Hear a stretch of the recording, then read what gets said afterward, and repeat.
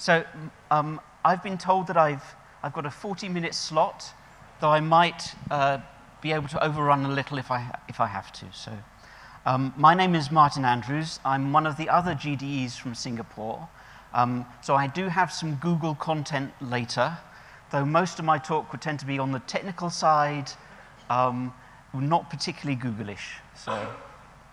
So about me, I've got a kind of background in machine intelligence, startups, and finance. I moved from New York to Singapore in September 2013.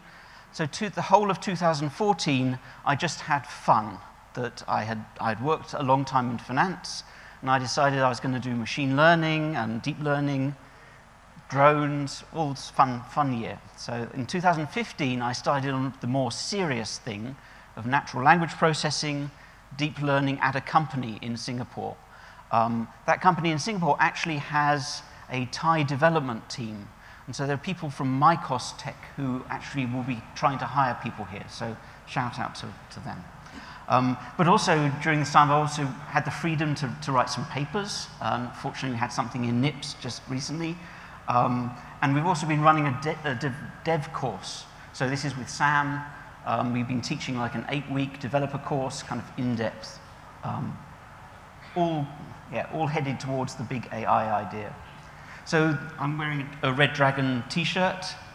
We do deep learning, consulting, prototyping, and we're really interested in conversational computing. So we've got some voices we play with. We're interested in knowledge bases. That's a brief thing. And we're also maybe back here. This is now on. So what I'm going to talk about is learning to learn to learn. So what we're going to do is the things which are going to learn are the machines, and you're going to learn how they learn to learn. Okay? And if you manage to do that, I will learn how you learn to learn. And in that process, you're learning how I'm learning how you learn to learn. So what I'll explain is the basic ideas of learning, how people learn from a lot of data, how you can learn from a little data, and how you can learn from like very tiny amounts of data. So one thing, how many people here have seen this TensorFlow playground? Some. Okay. So if you could do this on your mobile, if anyone's got a laptop, they can follow around. So this talk is kind of taken from one of the workshops which I would do in Singapore, where we actually sit down, everyone with a laptop. We have a virtual machine which people can open, so it's all pre-configured to run. But this is kind of the abbreviated version. So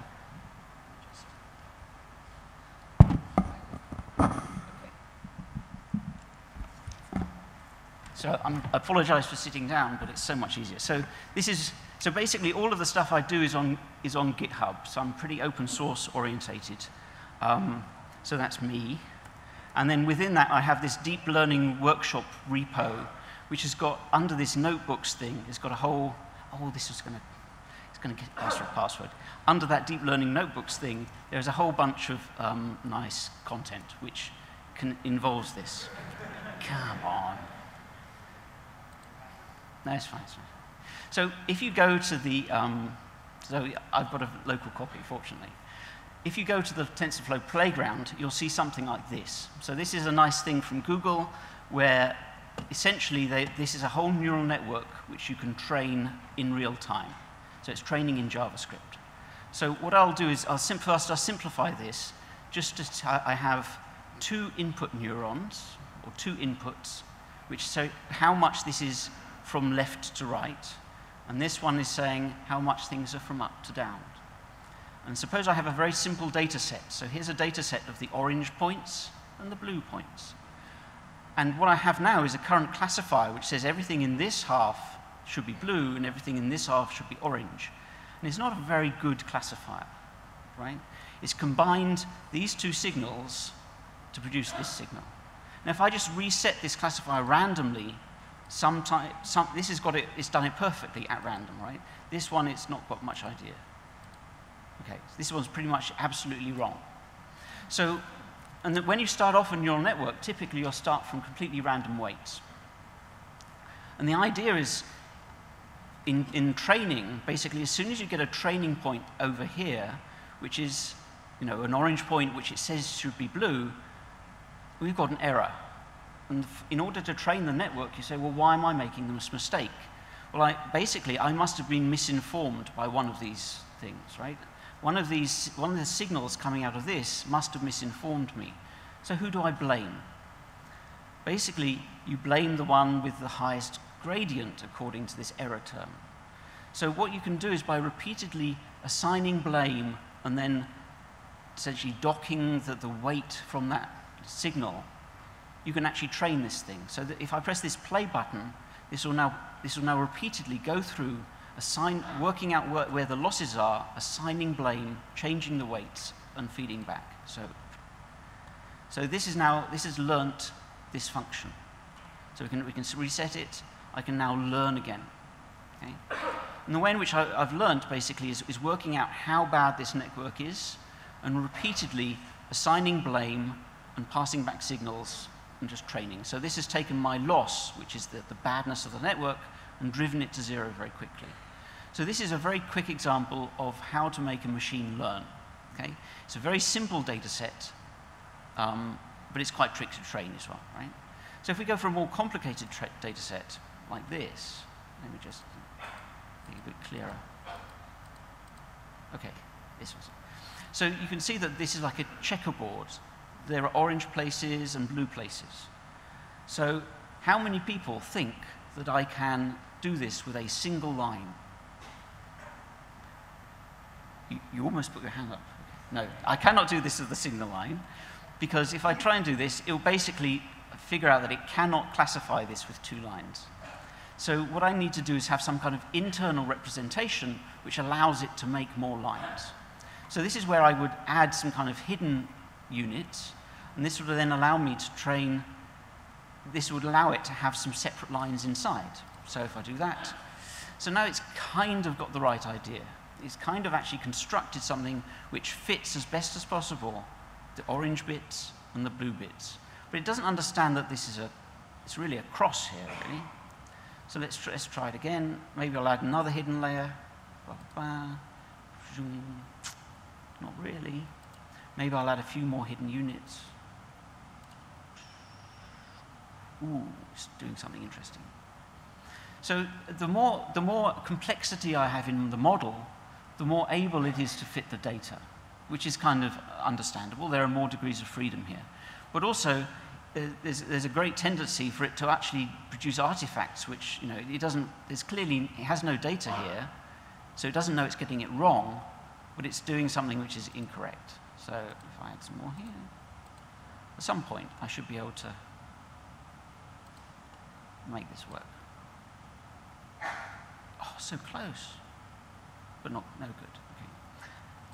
So basically, this allows me to no, it cannot do it. So another one.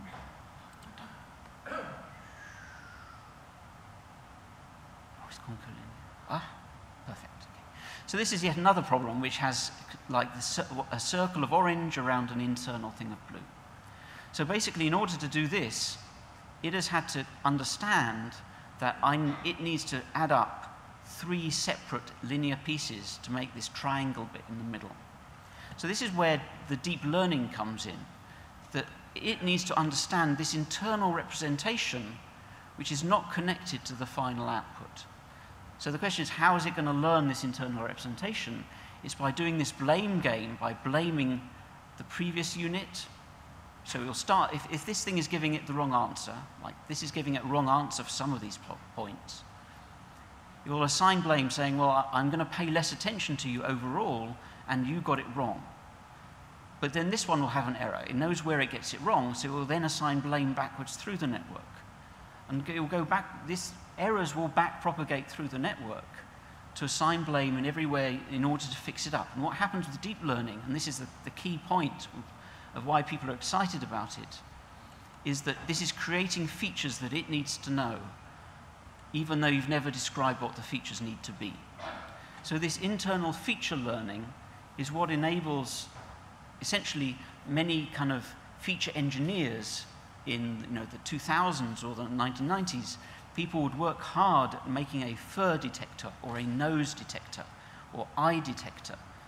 These things are unnecessary now. This thing will understand that in order to identify a cat, it needs to look for fur, look for eyes, look for ears. It will create these detectors on its own in response to being told you need to identify cats. So this is where suddenly this deep learning thing comes into its own. Here's a much more complicated problem. This is the spirals. And we can just let this just run for a bit. So the issue with the spirals is probably I'm going to need a more complicated model. But also it's going to keep trying. And the one thing that which this doesn't do is actually understand that this is a spirals problem. It has no concept of what a spiral is. If I described to my 5-year-old, there are 2 spirals here, it's a complete explanation. So the model isn't trying to explain, it's trying to just fit the data. Maybe if we add some more, add some more. So here's a bigger model. So we just let this run for a little bit. So this thing is doing its best to learn, but it doesn't understand spirals. If I could give it the concept of spirals, it could do a lot better. But then I've got a human in the loop trying to tell it things which we're trying to get away from. We want to give it data and the answers and to let it understand the concepts it needs. And gradually this thing will try and bend these lines, but it's definitely not going to understand the spiralness of the situation. Anyway. So what have we done? So what we're trying to do is it's trying to learn predictions, to predict these regions. We have some input features. You've seen that a single neuron can only do straight lines. And there's this kind of, when you add them all together, there's this blame game which allows deep networks to create these features. So that's kind of machine learning. So in a brief section, you have learnt to learn. So if you're trying to, let's go kind of bigger, right? People have talked before about this ImageNet competition, or ImageNet. So basically, this is a competition which has been running since the 90s, I think, or at least the 2000s, where there's been a very large 15 million high-resolution images of world objects in 22,000 categories. And so for the competition, they just chose 1,000 categories. So in this case, it's going to be hamburger. Sorry, this is hot dog. Hot dog or not hot dog, right? So this is a hot dog image. And basically there's a guy called Karpathy who has written some interesting blog posts, then went to OpenAI, is now head of AI at Tesla. When he was at Stanford, he built himself a classifier system for ImageNet. Because one question is, as we went through time, okay, I'm going to talk. As we went through time, these things got better and better. And then it became a question is, can we beat humans? And when the competition was started, these networks were terrible, or these image feature engineered things were not very good. So no one ever really thought of how bad or how good are humans at this task. But as error rates declined below like 10%, the question is, well, how good are humans? So he built himself a little recognizer so that he was given an image and it would give him a bunch of categories to try and say, well, is this a hot dog? Is this I'm not sure what this is. There's maybe soup, and there's hamburgers, plates. There's a whole bunch of different things this might be, and so he could then select between them. One of the things that ImageNet does contain, though, is like 1/3 of it is dogs. So there's lots and lots of breeds of dog in ImageNet. So whereas Karpathy, as a human, is quite good at doing the different foods and a tractor and an aeroplane and a giraffe, all these things, the breeds of dogs are very difficult to tell apart because there could be a Western Yorkshire Terrier and a Southeastern Yorkshire Terrier. I mean, there's tiny differences which a dog breeder would know the difference, but a human's very difficult. So Karpathy determined that the human error rate is like 5%. Because he did it himself for several weeks and he got some people in his lab to do it. So what happened is Google in 2014 came out with this network. So this is a lot deeper than the 3-layer network we just did here. this is quite a complicated network, which was one of the top scorers in 2014. Then it got even more complicated, 2015, and there's a whole graph. So basically, this is time is flowing this direction. This is before deep learning came along. So the error rate was like 25%. This is with humans would write papers about how to make a fur detector or how to make an ear detector. And then deep learning came along by this guy called Alex, who had a GPU. Now, Alex had a GPU in his bedroom because he was a gamer, and he figured out that you could do these matrix multiplications on GPUs. So AlexNet came along and it changed the whole image processing scene. This is a huge gap in terms of error rate. And then from 8 layers, then it came along to 19 layers, 22 layers, and now Microsoft, or a couple of years ago, Microsoft came along with this 152-layer network called ResNet, which is a completely different ballgame. But also the error rate is now below humans. So this stuff is, in order to do the training data for this, you need a committee of humans. Because a single human cannot provide the data for this, because a single human will only be at about 5% recognition rate. So things have now got even better. I'm not sure why my battery is discharging. Things have got better, but then they've kind of abandoned the competition because they've now moved on. Can we do video recognition? Can we do other things? Because it is now just chipping away at the very limits of reasonable behavior. And it's almost as bad as Bitcoin mining, right, in terms of the amount of GPU usage that they're doing. So what we have with ImageNet classification is we're training from just random weights using vast numbers of images and huge computational resources, and the network is doing exactly what we tell it to do. It is classifying these images as best it can. Okay? There's another technique which someone mentioned earlier called transfer learning, which is kind of a go-to technique whenever you have an image problem, is you use a pre-trained ImageNet model, which Google will provide you for free for download, and then use it to classify new classes, but you need much less training data. So what I do, this is kind of I could do a little demo here, and if you had your laptops with the virtual machine, you could do it yourself. So I believe it's going to be in here somewhere.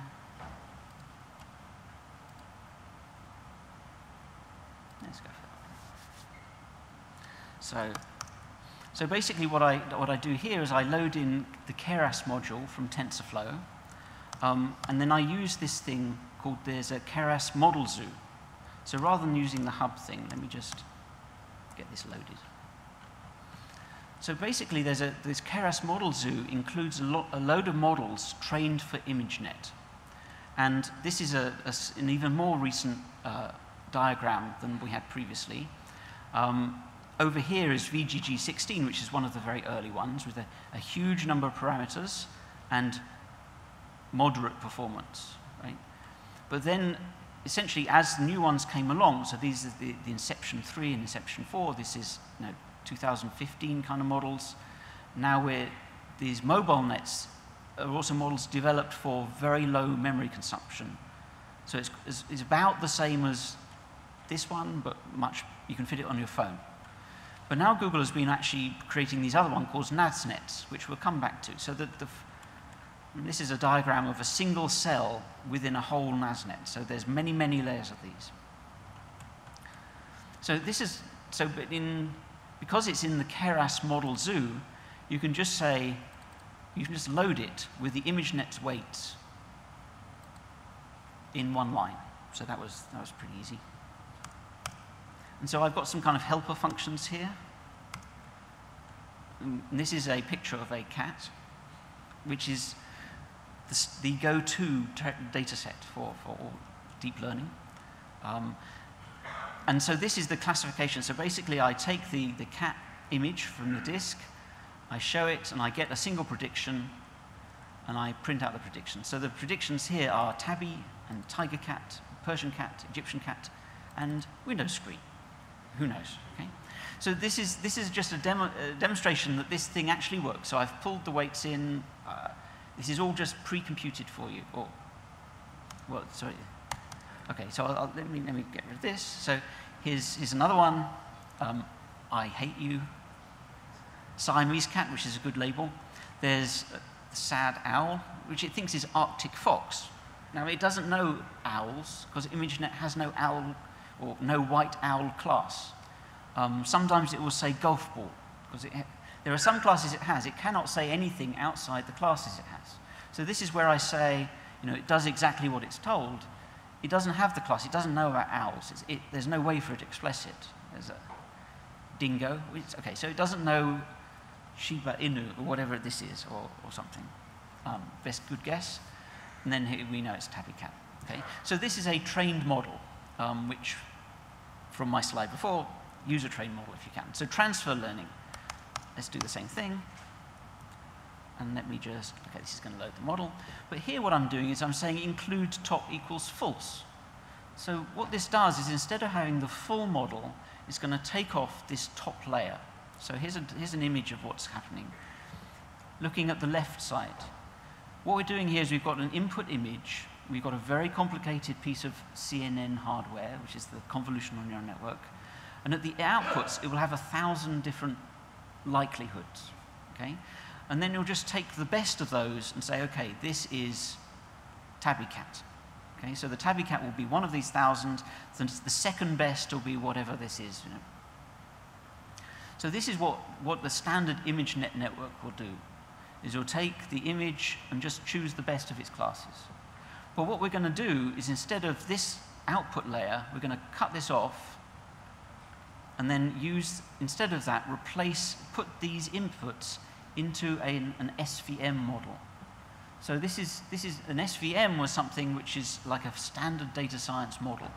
So if you've ever played with scikit-learn or one of these things, an SVM is a very simple model, but instead of doing a complicated retraining or like something with this huge thing on the left-hand side, I'm going to use most of the huge thing and just put it through an SVM.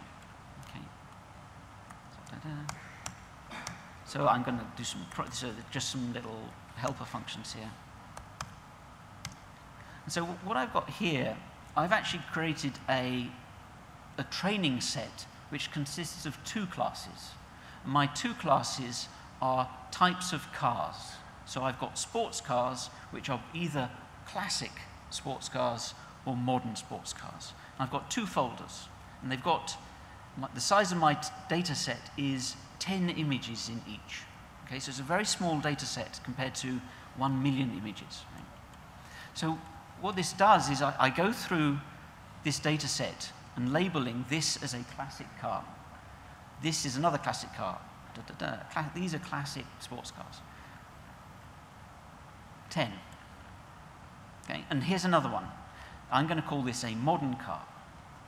It's another modern sports car. Okay, so basically what I'm doing is I'm putting that through the ImageNet network, and then it's going to tell me that it thinks that this one is kind of like a tabby cat, but it's also kind of like a golf ball. It's going to come up with a bunch of things. It will get it wrong because it doesn't know modern sports car. But the pattern of errors will be different between these modern sports cars and the classic sports cars. So really, what I'll do here in this one line is take an SVM model and train it just on those essentially 1,000 wrong outputs. I'll now try and separate the 2 sets of 10 things into 2 distinct camps with a nice linear model. So the nice thing about the linear model is it just trains, right? We can try that again. Okay, training. So this model trains super quick because it's very well understood and it's like a single matrix operation. So, okay, train again.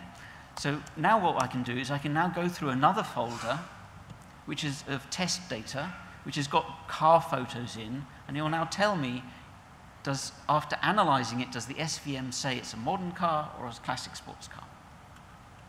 So it can do this quite quickly, whatever. So the whole thing, we just retrain this thing. It takes like half a second on my laptop. I don't have any internet connectivity. So this is saying that this car, which is not from the training set, is a modern car. This one's classic, modern, classic. It thinks this is a modern sports car. It is mistaken. This is a classic car. It's got this one wrong. Thinks this is a modern car. Okay? So but this kind of shows you that there's a limitation in just having 10 images. On the other hand, it's doing a pretty decent job because we've trained it off an existing network which understands images in general. So this is a trick called transfer learning. I mean, some people would prefer to retrain parts of the network. This SVM trick is super quick, and it's also easy to show your boss because you can say, I'm using Google.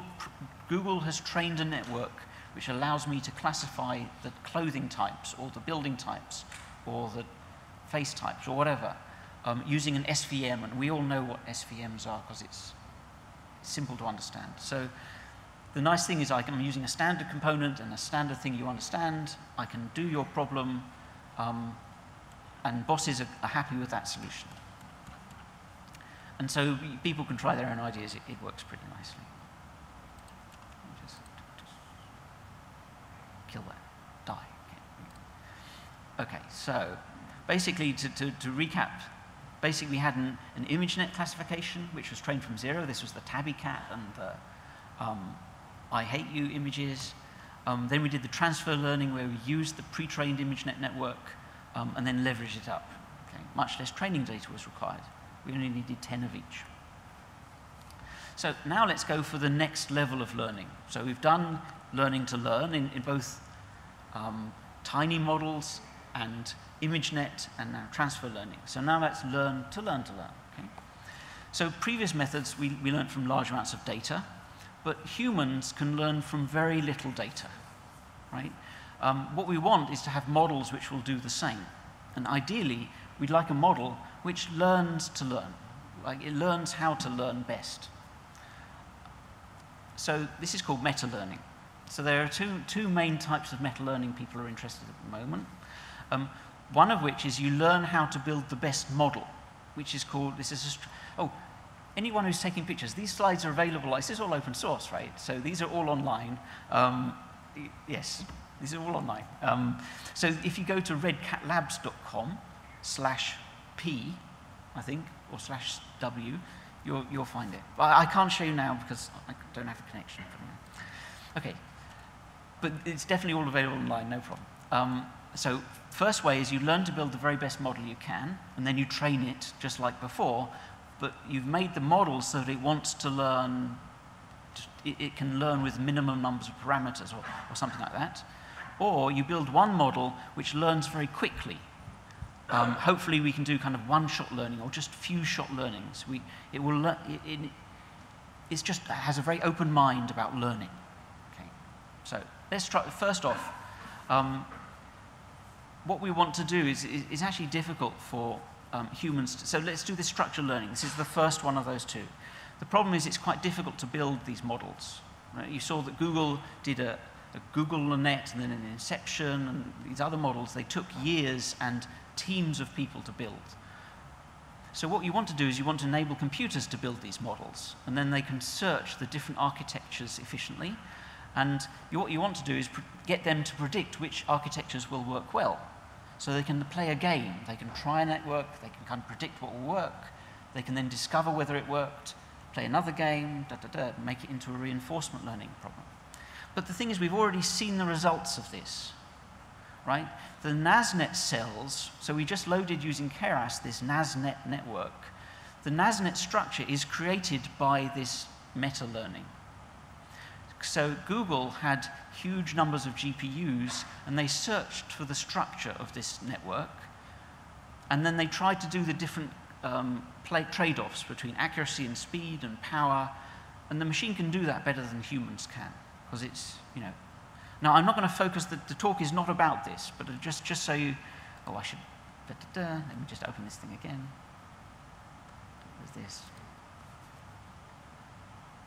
So these are all human-built models, basically, this area. But these squares, these are all NASNets. So this efficient frontier, in finance terms, which is they're either better in performance or lower in number of parameters. These are all machine discovered by Google's networks, maybe in like December, something like that. And so this is why the structure of this cell looks inhuman, right? It's not very obvious why you would do it this way. It's because no human would do it this way. The machine has discovered that this is just the most efficient thing for doing ImageNet. So this is a meta-learned model, and it's available to you for free. Okay. So now let's look at the second type of meta-learning, which is the having something which is primed to want to learn. So one thing which I point out is humans can learn from very few examples. Now, a friend of mine invented a kitchen tool called the hammer whisk. Okay? Now, a hammer looks like this for hitting things, and a whisk is a delightful meringue implement. Right? So the hammer whisk is a combination of these two things: hammer on one end, whisk on the other. Now, everyone here understands what a hammer whisk is, right? You could probably make a hammer whisk. You didn't need a million images to understand what a hammer whisk was, right? So really, you have done one-shot learning of this. You've got a lot of common knowledge, but you've understood in a very small number of examples. If I showed you 3 implements, you could pick the hammer whisk pretty easily, right? Or the spork, which is a combination of spoon and fork. It's the same principle. So what we want to do with one-shot learning is we want to have a model which learns tasks quickly. So in order to learn tasks quickly, we should train a model on many tasks and then only give it a limited time to learn. So that only a model which learns tasks quickly will be rewarded, right?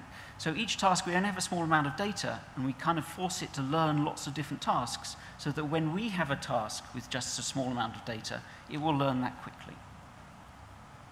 So let's backtrack a little bit. In regular learning, a training set is a bunch of different classes, and each class has images to learn, and the test set is, can the model classify previously unseen images? Okay. In this one, meta-learning, a training set is a bunch of different tasks. Each task is a different problem to learn. Each of those problems has a small amount of data.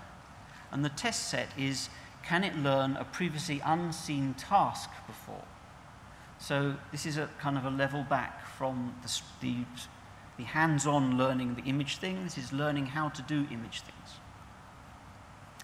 So there was a paper which is now, I guess, 6 weeks old, something, from OpenAI called Reptile.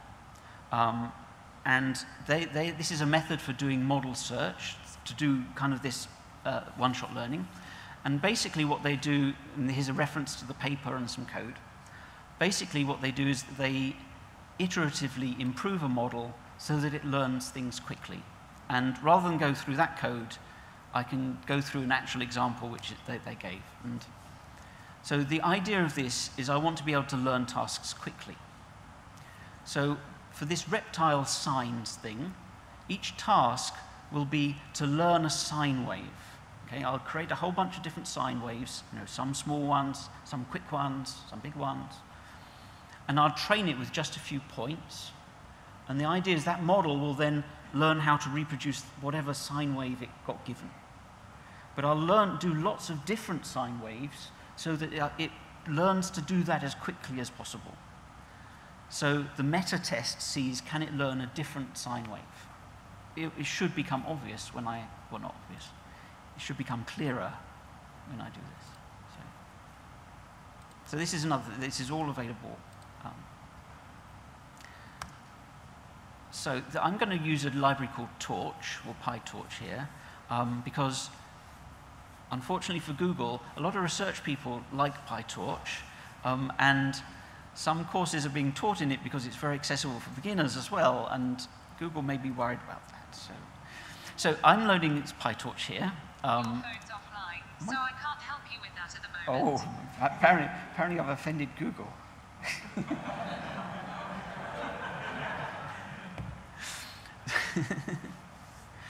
Interesting. Okay, so basically this has two layers here, one of which is an inner optimization, where it's learning this sine wave for each of the tasks, and the other is the outer optimization, where it's learning to make those models which learn quickly. Okay, I'll just set some things up. So basically the model I'm going to be using is pretty small. It's like three linear layers, one after the other. And basically, let me show you. So this should make it more obvious. So here is a test sine wave, and here is some points which it's being told. And the idea is I want a model which will learn this sine wave as quickly as possible. Okay? So it starts off from just like a neutral situation. But as it learns, it's now trying to move the network weights to be a bit more like the sine wave. Okay? This is the first iteration.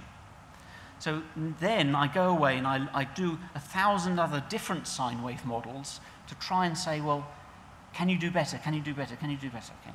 So now I come back to this example, and now it's a bit more responsive. It's trying to learn the sine wave a bit quicker, right? It's still learning only 10 steps ways, but it's learning it quicker than it used to.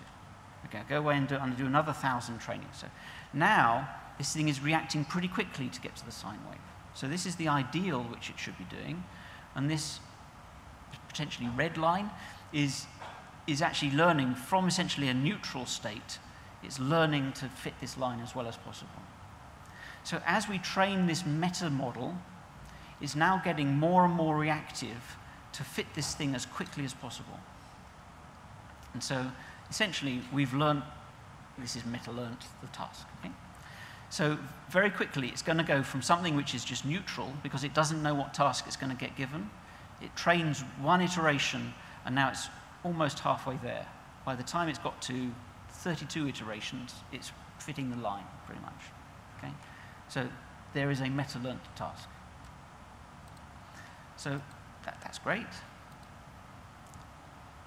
But it's, you know, so now you've seen kind of how the process works. So now we can do something a bit more difficult. So that was it wasn't the MNIST. The sines example is quite visual, at least. So let's do something a bit more interesting. So you've seen how MNIST, or everyone should know what MNIST is. It's this digits task. What I would like to do in meta MNIST is I would like to learn how to classify characters quickly. But I don't want to tell it the character set. So I don't want to tell it what the digits are ahead of time. I want it to be able to learn digits quickly. So what I want is a model that can learn from just a few examples or from just one example. That would be even better. So in order to train this character recognition thing, there's a nice data set called the Omniglot data set, which has got 1,600 different handwritten characters in 50 different alphabets. So this will be the regular English alphabet. It's Korean, okay, but it doesn't seem there's a Thai, anyway. Maybe, okay. But my guess is that there's all these different alphabets in there. It's kind of the opposite of MNIST, right? So the Omniglot has this 1,600 characters drawn by 20 people. MNIST, which is the digits, is 10 characters drawn 5,000 times each.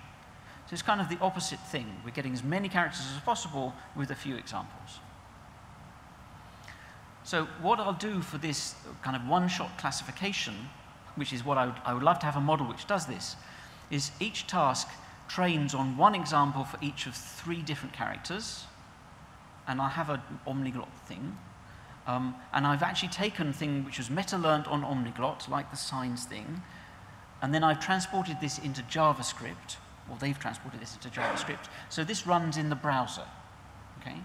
And what you can then do is you provide the meta task, the meta test task, and you'll see it works pretty well. So there's a handshot. If you were online, you could go to redcatlabs.com/meta, and that might work. Though it's not really mobile ready, so it may be fixed with. Hopefully I've got one of those. Okay, so this is what you should see if you go to that page. There are 3 boxes and a thing. So this is one test example. So my test set could be drawing, this is my first category, here's my second category, is my third category, okay? So I guess the question is, if I start to draw, what's it going to say? So it thinks this might be a C, okay? So what happens if I do this? It really thinks it's a C. What happens if I do this? Oh, less sure, right? Oh, now it's convinced it's a B. Okay? So this is now, I've given it one example of each thing, and it can now very quickly learn what these things are. Let's try and do something.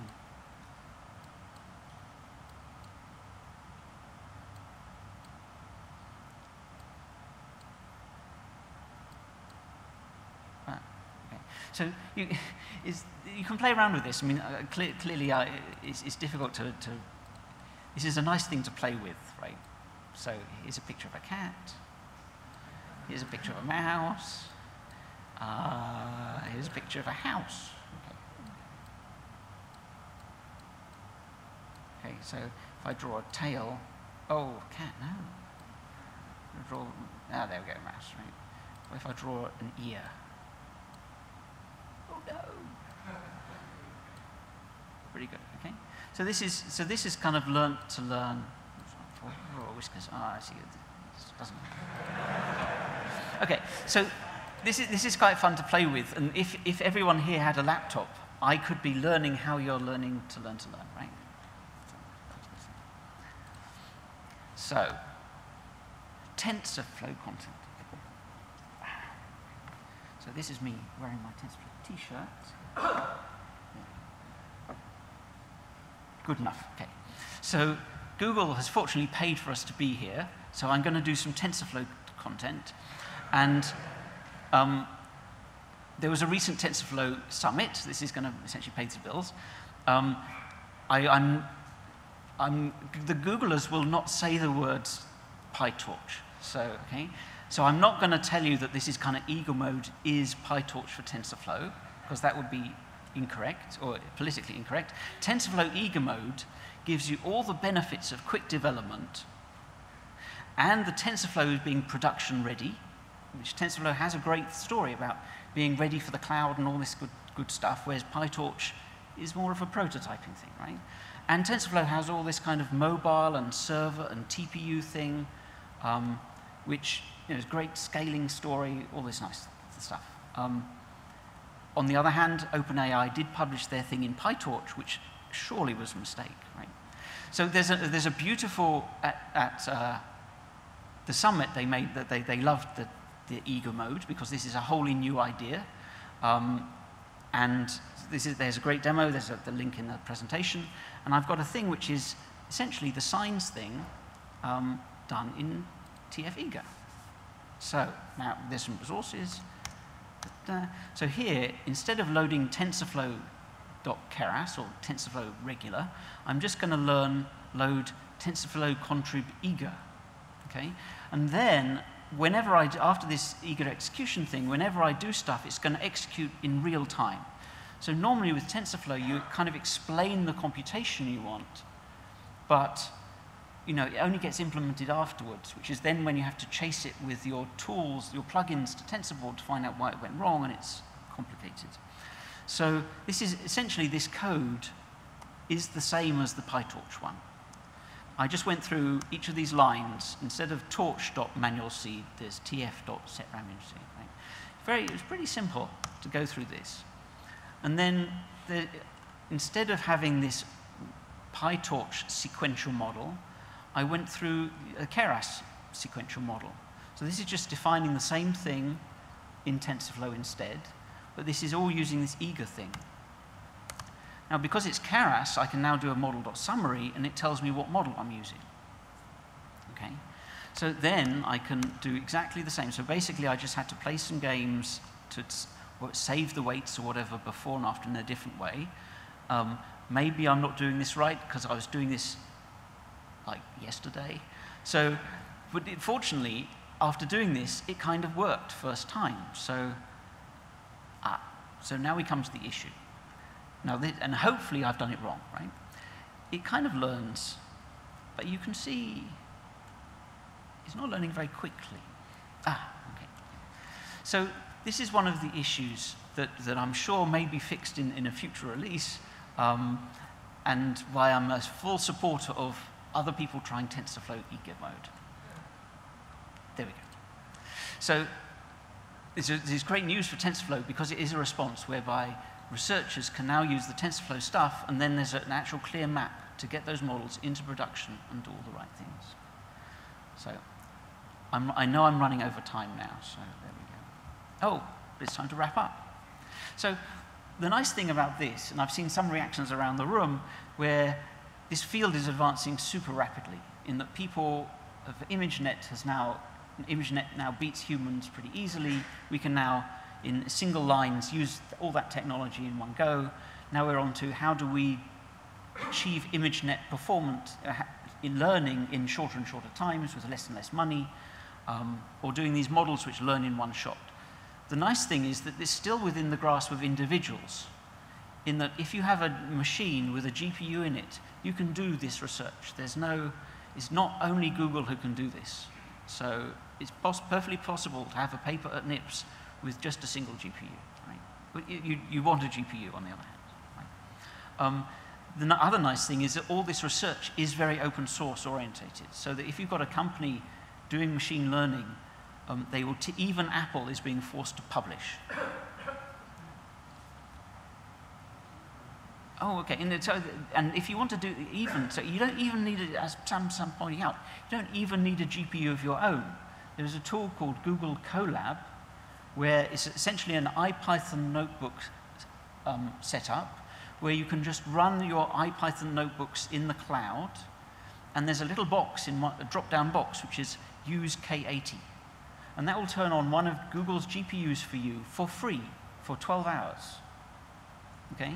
And once that 12 hours is up, you can start it again and have another one for free. Right? So you just need to make sure you've got the flow of saving off the checkpoints, and you can use one of Google's spare GPUs indefinitely. So this is super nice because, in particular, Sam and I run courses in Singapore and maybe elsewhere, who knows. It's a very nice way of everyone has a GPU on their desk now because it's in Google's data center somewhere. My guess is that a lot of their compute load that they used to use the K80s for are now being run on TPU version 1s. So they've got this kind of spare capacity. What better than to get people to use TensorFlow on their equipment? So this is for the deep learning stuff, super exciting. It's quite possible to get involved, and everyone should do so. If you find this at all useful, please add a star, because that's my Singaporean KPI, is for you. Okay, so and this is kind of, these is kind of my wrap-up ads. We run this deep learning meetup group in Singapore. Please come along if you're in Singapore. We do hold it every month. We're currently running like what we call a jumpstart workshop. And the point of a jumpstart workshop is what we found is there are a lot of resources online, like there's Coursera courses, there's Udacity, all these courses, and it's quite possible to do the coursework, and at the end of it, on your resume, you say, well, I did the course and the coursework. And the interviewer's like, well, I don't know whether that's any good. Or you might do a university project with a whole team of people, and you don't know whether you are the best person in the team, or whether you're the person who fetched coffee for the best person in the team, right? So doing a group project is not a particularly good interview thing. I mean, it's helpful, but it's not great. So the idea of this jumpstart thing is basically we teach for a day, but then people pick a project to do at home, and there's homework. So we then have 2 sessions whereby they come and do a project in between these two, and we kind of make it work. But the project should be recognizing my dog or looking at the ionosphere. People come up with really crazy projects, but recognizing my dog is sufficient that it's your own project. And even if 2 of the 7 days are spent trying to install TensorFlow or whatever, you'll have at least, when you actually do it for yourself, you're like, I understand this. And there's a huge difference in an interview to find someone who actually knows what they're doing than saying, well, I just got this, I ran this script effectively. So this is something where we think this is kind of a distinguishing feature of actually learning from people who do it and going and doing it and being then one of those people. And we also run a big developer course as well. Okay. The end. I have questions, but please ask me questions. Thank you.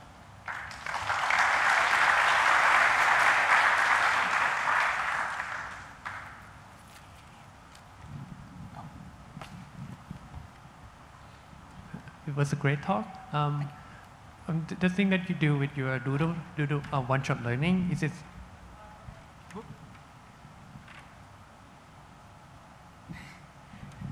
You got censored.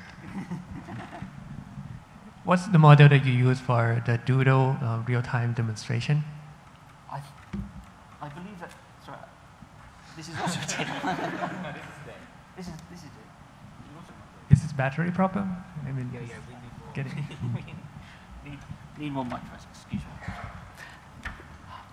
I'm not sure exactly the model in there. I think it's something very much like an MNIST kind of thing. It doesn't have to be a super duper model, because the thing is it moves the parameters to being just on the edge of wanting to train in one direction. So it's very good at recognizing the lines. It understands shapes and curves and stuff. So the meta-learning task has forced it to learn all of the elements that you might put into characters, but it hasn't yet decided what it needs to learn at the last minute. So I don't know. We can click through and have a look. Or you can also look at the JavaScript. There's a whole the code is right there in your browser as you do it. Right? Definitely. Thank you.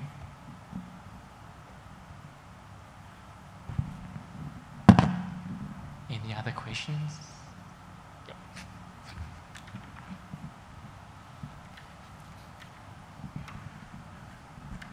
I think it's great that you seem to have an educational mission as well to bring deep learning and the knowledge in that field out there.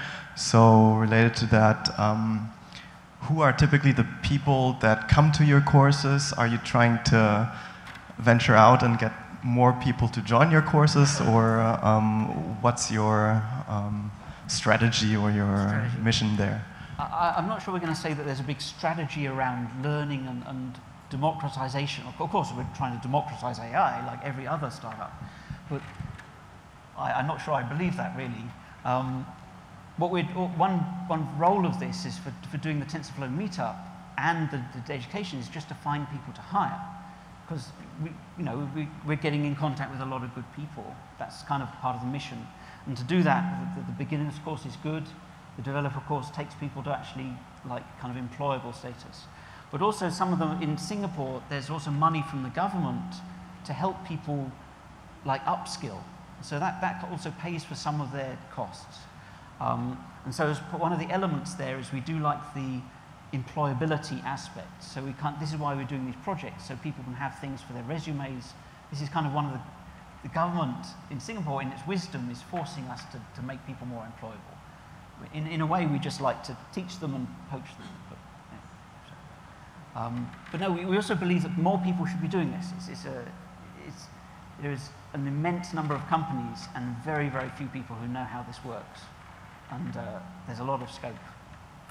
Another thing I should point out is in terms of if you're a programmer, there may be excellent programmers out there, but it's not necessarily the same mindset as a data science person. The process of iterating through things which don't really work for mysterious reasons is not quite the same as a programmer, where you've got, once you kill that bug, it's going to work properly. So there's also a different mindset. And so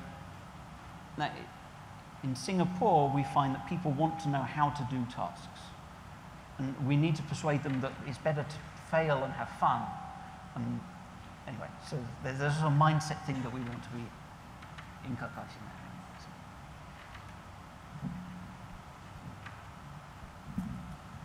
All right, another question over there.